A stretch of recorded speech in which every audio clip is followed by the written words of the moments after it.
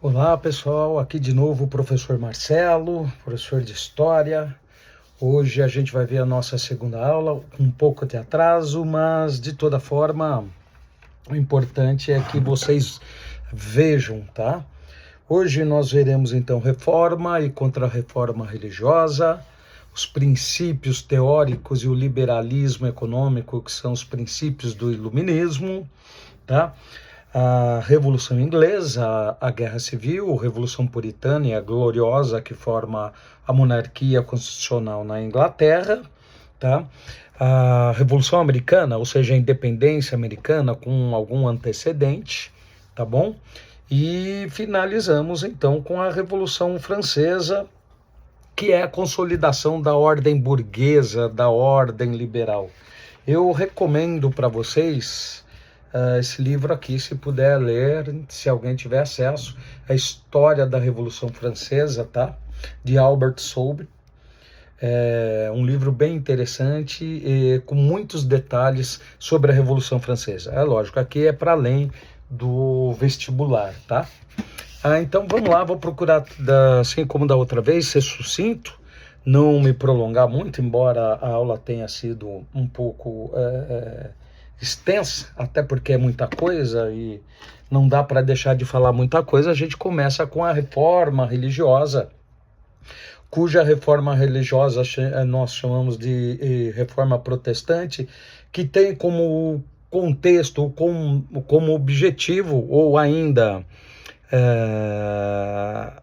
a quebra, então, da unidade da cristandade ocidental em torno da Igreja Católica, ou seja, a perda de hegemonia da Igreja Católica, e a gente pode falar de uma religião, caso do cristianismo, mas diversas igrejas a partir de 1517, quando Martinho Lutero, por exemplo, vai pregar suas 95 teses na porta da igreja de Wittenberg, na região da Saxônia, na Alemanha. Então, o contexto é de desenvolvimento do comércio marítimo, da urbanização, do renascimento cultural, da expansão democrática, da expansão demográfica e do desenvolvimento, como eu falei, do comércio marítimo pelo Mediterrâneo, cujo renascimento cultural e o movimento humanista trazia novos questionamentos, como, por exemplo, questionando a teoria do teocentrismo da igreja e pondo em coexistência o antropocentrismo, que colocava, então, o homem no centro do mundo e focando no indivíduo, focando, então, na pessoa. E aí, a partir, então, desses movimentos, renascentista e humanista, a gente tem a formação de núcleos de poder, por exemplo, em torno de cidades e dos monarcas nacionais, que é a formação das monarquias nacionais, que a gente já havia visto, e o fortalecimento, então, de movimentos críticos à igreja, como o Renascimento e o humanismo, tá? Como eu falei, Martinho Lutero está ali entre 1483 e 1546, quando em 1517 ele publica, então, portanto, as 95 teses contra a Igreja Católica, contra, sobretudo, a venda de indulgência, que é o teu lugar no céu, o pecado, o perdão, porque Martinho Lutero, um pouco antes, vivia, evidentemente, numa crise existencial, cujo pai dele, que trabalhou por 20 anos nas minas na região da Saxônia para pagar os seus estudos, que era com a igreja, ele era um monge, então, portanto, ele é orientado pelo teu mentor, o teu monge, a conhecer um pouco o mundo e ir para Roma. E quando ele vai a Roma, essa crise existencial, ela se aprofunda, porque lá ele enxerga todas as contradições da Igreja Católica,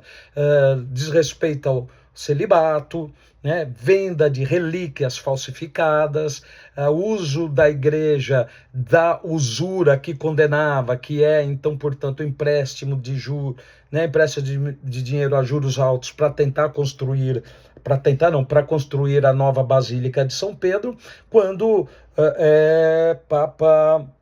quando o Vaticano pede para João Tés vem da indulgência na região da Saxônica, da Saxônia na Alemanha, e Martinho Lutero, então, vendo o teatro que se forma ali para arrecadar dinheiro, para construir a Basílica de São Pedro, ele começa a combater a indulgência. Ele fala, né, que a salvação, na verdade, é pela fé, mas que só Deus pode perdoar, não é ele, não é o Papa. E ainda, num dos artigos, se eu não me engano, 78, ele fala, não com essas palavras, mas quem, senão Deus, pode perdoar aquele homem, caso fosse possível, de cortar a mão de Deus? Não é o Papa, não é o Martinho Lutero, não é o padre, não é o arcebispo, a não ser o próprio Deus. Então a venda da indulgência é algo falso, cuja Martinho Lutero começa a contestar.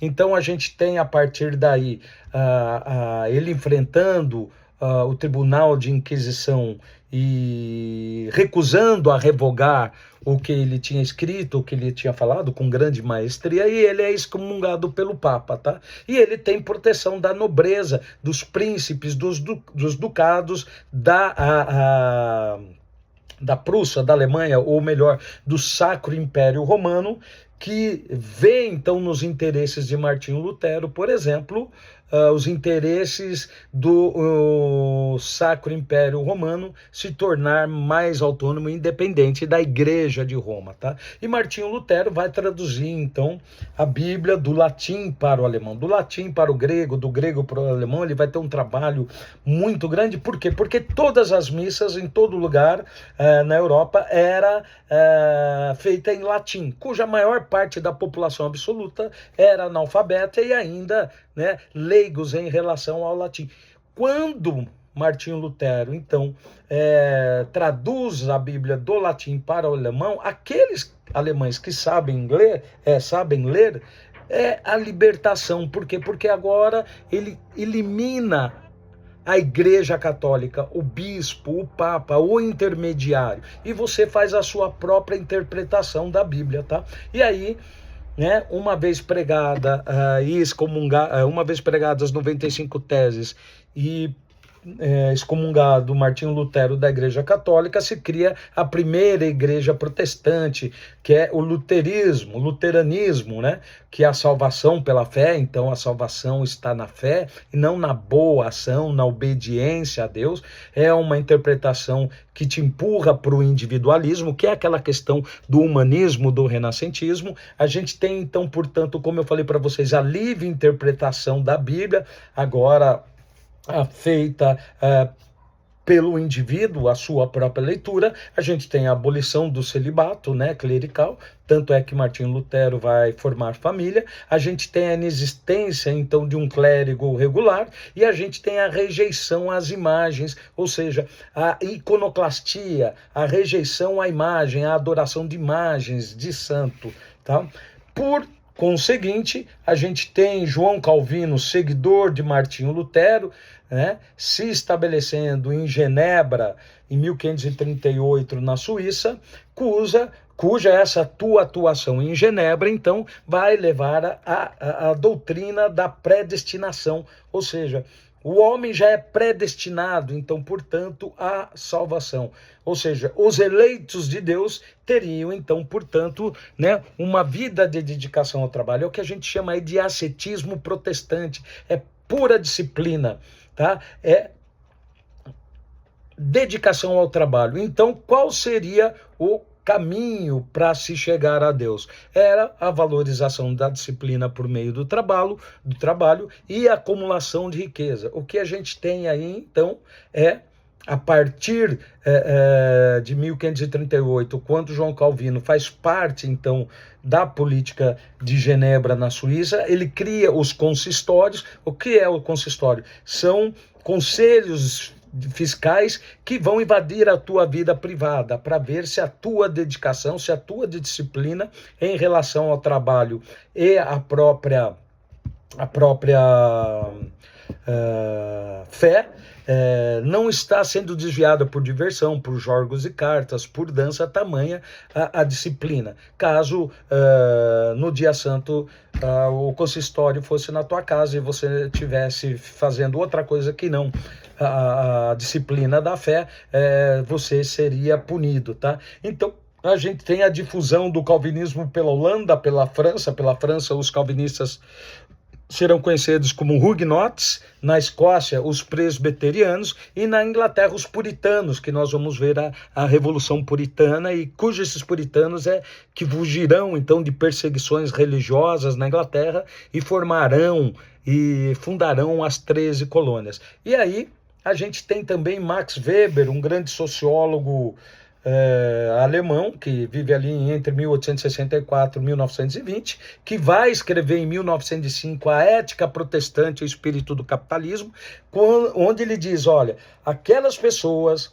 Primeiro, ele vai estudar como esses centros culturais e comerciais, essa efervescência do renascentismo cultural, desse momento de Martinho Lutero, de João Calvino, Genebra, Veneza, Gênova, até a própria Florença, são centros comerciais e culturais bem-sucedidos. E ele vai perceber que, evidentemente, aquelas pessoas que ali se instalaram são pessoas de confissão religiosa protestante. Então, a ética protestante ela está fundamentada, né, justamente o calvinismo, está fundamentada na salvação do mundo ultramundano, ou seja, você precisa trabalhar e acumular riqueza, diferentemente da ética católica, cuja salvação da alma é extramundana. Então, olha a diferença. Na ética protestante, você trabalha, acumula riqueza, você já é eleito por Deus.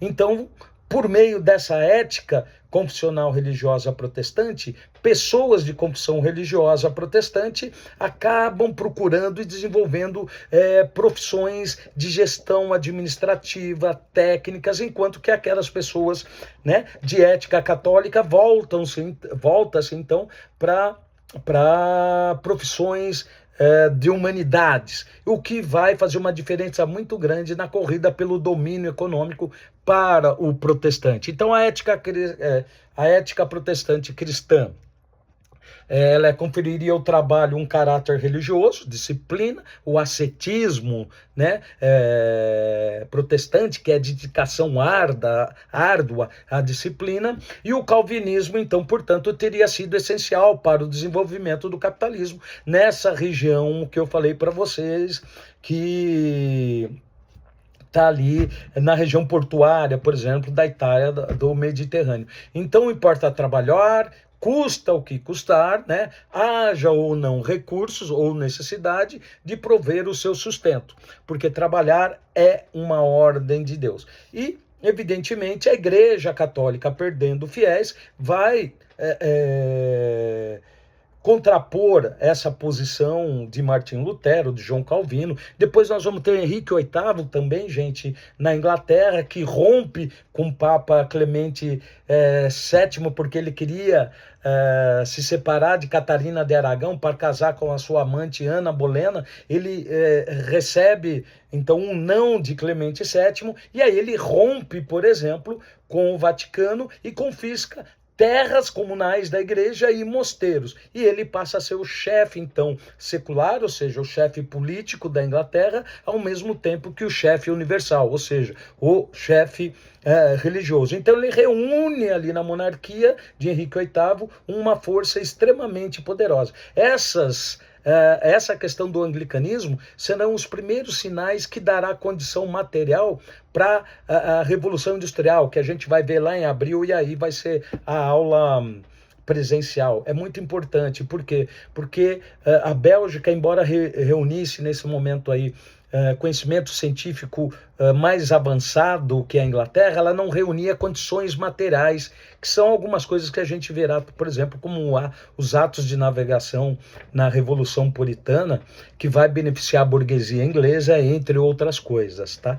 E a Contra-Reforma, então, é a resposta da Igreja Católica com o Concílio de Trento, que tem a abolição, então, da venda das indulgências, tem o Tribunal do Santo Ofício, né, o Santo Ofício da Inquisição, que aumenta a repressão em relação ao protestantismo e ao judaísmo. Em vez de abrir a igreja, ela se fecha mais.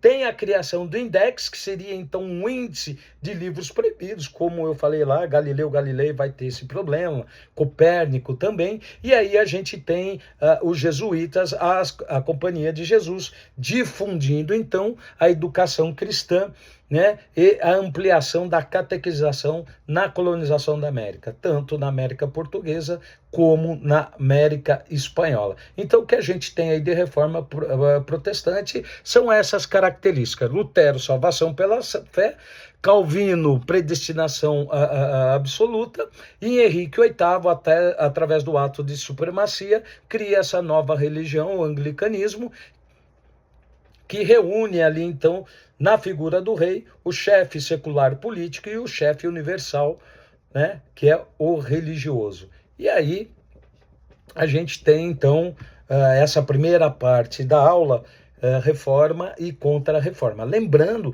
que há uma convulsão, há um vento de mudança de mentalidade da Idade Média, Idade Média na Europa, para o renascimento cultural, o humanismo, que vai promover grandes transformações, inclusive a perda da hegemonia da Igreja Católica e a criação de diversas igrejas numa única religião, o cristianismo. E mais para frente, já no século XVIII, a gente tem ali na França, e nós vamos ver também na Revolução Inglesa, na Revolução Puritana, tá?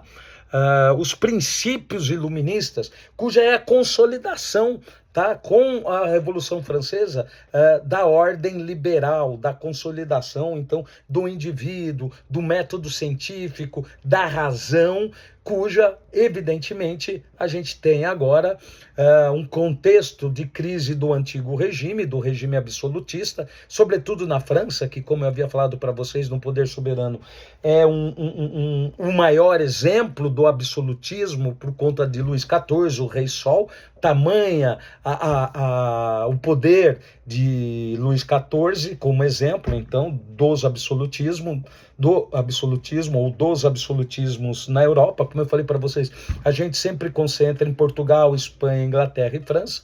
Então a gente tem a crise do antigo regime, a contestação a esse Estado absolutista e o questionamento à ordem tradicional.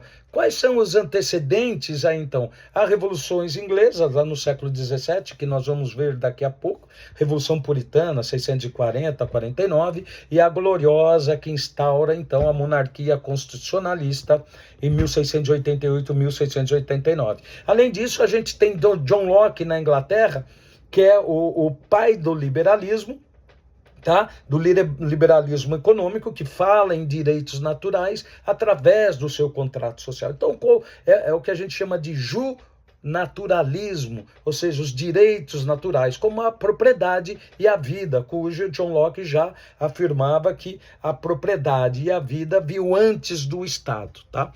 E quais são os conceitos gerais aí, então, do iluminismo? A gente tem a razão, como eu falei para vocês, racionalismo, as críticas à monarquia absolutista, críticas à Igreja Católica e o valor da educação agora numa, se assim a gente pode falar, determinação república. Quais são os principais teóricos do iluminismo? A gente tem Voltaire, que luta, que por meio das suas peças teatrais, ele fala da liberdade de expressão, faz a crítica à igreja através do anticlericanismo, tá? E também faz uma defesa ali dos filósofos como os pensadores desse momento aí. A gente tem Montesquieu em Os Espíritos da Lei, né? Ele fala de uma Constituição escrita, essa que vai ocorrer lá na Inglaterra, na Revolução Gloriosa, ou seja, haveria a necessidade de uma Constituição escrita cujo o rei não estivesse acima, então, portanto, da lei, e ele vai, então, no livro, né, Os Espíritos da Lei, a divisão dos três poderes, em executivo, legislativo e judiciário, para criar um contrapeso, um freio, cujo um poder fiscaliza o outro, não permitindo que acumule um poder em determinada departamento, se a gente pode falar assim, não acumule, então, portanto, o poder num único poder. Tendo os três, a gente tem um contrapeso, um freio, uma distribuição mais equilibrada do peso. E Jean-Jacques Rousseau, que faz crítica, então, portanto, à propriedade privada, e no seu contrato social ele fala da democracia por meio da vontade geral. Então, eu transfiro a minha vontade por meio do voto, lembrando que são questões filosóficas, eu transfiro minha vontade por meio do voto para o meu representante. Caso esse representante se torne, então, tirano, eu, por meio do voto, consigo removê-lo e colocar outro no lugar. Então, o que a gente tem aí é, evidentemente,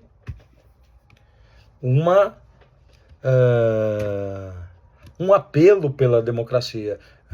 Jean-Jacques Rousseau, dentro do seu contrato social, ele vai falar que a democracia não é, então, portanto, o modelo ideal, mas é o necessário para que se possa, então, acabar com a tirania. Tá? E aí a gente tem a enciclopédia de Diderot, cuja enciclopédia é organizada por Diderot, vai ter diversos colaboradores e reúne nessa obra todas as invenções, todos os avanços feitos pela humanidade até aquele momento. E tem a divulgação das ideias iluministas ali, cuja a enciclopédia vai ser incluída no index da Igreja Católica, tá? Então, o que a gente tem aí são os princípios teóricos do iluminismo. E aí a gente parte, então, para a questão do iluminismo enquanto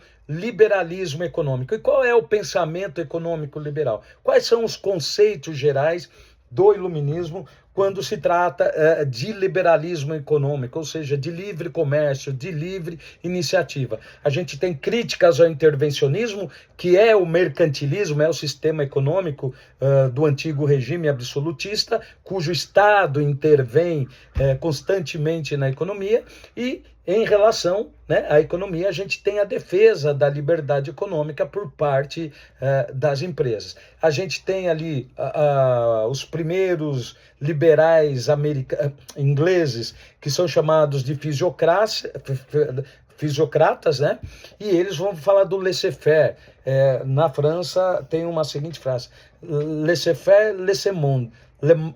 Não, peraí.